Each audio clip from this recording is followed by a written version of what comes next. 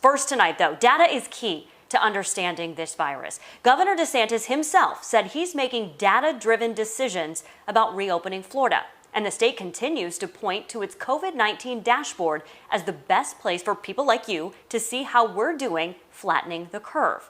Well, tonight, we can tell you the person in charge of publishing that data and answering our questions is no longer in that position.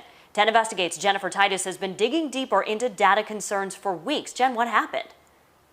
That woman's name is Rebecca Jones. We actually reached out to her in late April after we found discrepancies in the state's data. She is not in charge of this dashboard anymore, a program she designed, and she suggests her commitment to transparency is part of the reason she's no longer running it.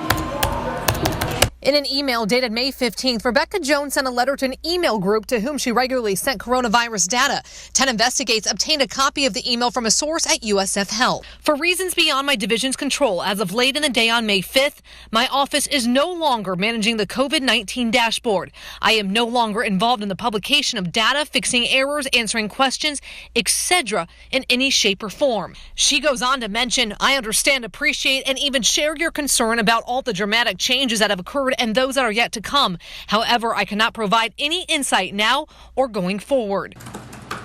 10 Investigates tried reaching Jones by her Department of Health email, but it is no longer a working account. When we reached out to her on her personal email, she told us she was not making a comment at this time. I understand that she's a highly trained GIS certified architect of data. But Dr. Jay Wolfson at USF Health did speak to us. These data are really important because they tell us about the validity of the information that is being used as a basis for responding to the COVID crisis. He says data and transparency is key to understanding the coronavirus. He looks at Florida Department of Health's COVID-19 dashboard a few times a day.